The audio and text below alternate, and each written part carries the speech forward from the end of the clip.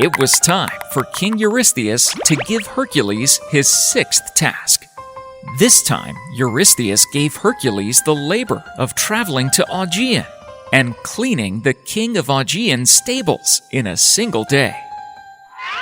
This doesn't seem like much of a task for an immortal hero, although these particular stables housed thousands of cattle, sheep, goats, and horses, and the stable had not been cleaned in 30 years. The Augean king was said to have more cattle than any man in Greece. Task 6. The Augean Stables. Hercules showed up before the king of Augea and offered to clean up his stable in one day. The king walked up to him and spoke to him confidently. "Listen, O stranger, if you clean all of my stables in one day, I will give over to you the 10th part of all my possessions and cattle." Hercules didn't say anything about how he was sent by Eurystheus or about his labors of redemption. He accepted the offer and set off to work. He took the king's son along to watch. First, the hero tore a big opening in the wall of the cattle yard where the stables were.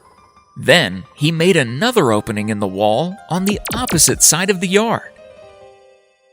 Hercules set to work tearing a big hole in the front of the stable yards.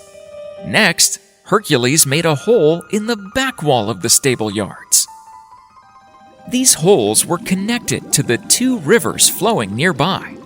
Hercules then turned the course of the rivers into the yard. The rivers rushed through the stables, flushing them out, and all of the mess flowed out of the hole in the wall on the other side of the yard. That's how Hercules accomplished the menial work without stooping to anything unworthy of an immortal. He met the king after completing the task and asked for the promised reward. However, the king of Augea learned that Hercules' work had been done in service of Eurystheus. He now refused to reward Hercules, saying that if Hercules didn't agree, he could seek a settlement at the Augean courts. So Hercules did just that. The judge took his seat. Hercules called the son of Augeas to testify. The boy swore that his father had agreed to give Hercules a reward. The judge ruled that Hercules would have to be paid. The king reluctantly paid Hercules, and then promptly banished both his son and Hercules from his kingdom.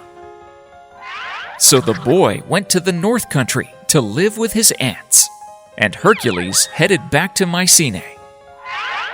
When all of the animals who lived in the stable came home that night from the fields, they found clean beds of hay, warm buckets of oats, and fresh water running. They could not have been more happy. But Eurystheus said that this labor didn't count because Hercules was paid for having done the work.